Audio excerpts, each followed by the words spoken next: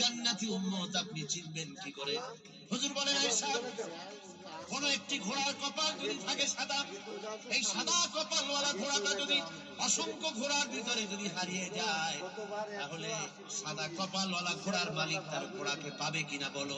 হযরত আয়েশা বলেন, হুজুর অনায়াসে পাবে। আল্লাহ রাব্বুল আলামিনের হাবিব বলেন, আয়েশা রে, কিয়ামতের ময়দানে আমার যেই উম্মতেরা নামাজি ছিল, দিনদার ছিল, পরেজগার ছিল, দুনিয়ার বুকে ঈমান নিয়ে যারা চলাফেরা করেছে, আমার দিন কায়েমের আল্লাহর দ্বীনের জন্য যারা কাজ করেছে, ওদের চেহারা নূর চমকাতে থাকবে, ঈমানের নূর কিয়ামতের দিন চমকাতে থাকবে। সেই ঈমানের নূর দেখে দেখে আমি আমার জান্নাতি উম্মতগুলি আমি বেছে নেব। হযরত ফাতিমা রাদিয়াল্লাহু তাআলা আনহাকে রাসূলুল্লাহ সাল্লাল্লাহু আলাইহি ওয়াসাল্লাম অত্যন্ত ভালোবাসতেন, মহব্বত করতেন তার স্ত্রীদেরকেও। তার স্ত্রীরাও রাসূল করিম সাল্লাল্লাহু আলাইহি ওয়াসাল্লামকে ভালোবাসতেন প্রাণ উজাড় করে দিয়ে। নবীজি বলেছেন, কন্যার পিতাদেরকে গালি দিও না। অনেকে টিটকেনি করে, বারবার মেয়ে হয় ছেলে একটাও হয় না, সেজন্য টিটকেনি করতে। আল্লাহর নবী বলেছেন, মেয়ের পিতাকে গালি দিও না, ঠাট্টা করো না, যেহেতু আমি মুহাম্মদ রাসূলুল্লাহ সাল্লাল্লাহু আলাইহি ওয়াসাল্লাম, আমি মেয়েদের পিতা, আমি নিজে মেয়েদের পিতা, খাও না, মেয়েদের পিতাকে গালি দিও না।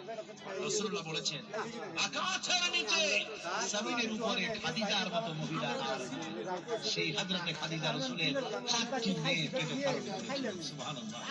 মেয়ের প্রতি রাসূলুল্লাহ যথেষ্ট মহব্বত করতেন, মেয়েকে খুব ভালোবাসতেন।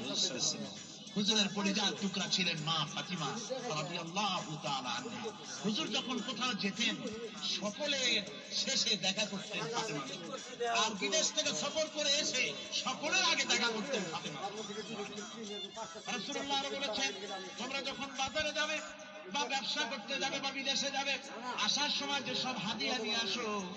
আমরা যখন বাইরে যাই, বাজারে যাই, কিছু হাদিয়া আনি না, জামা কাপড় চকলেট ইত্যাদি আমরা আনি।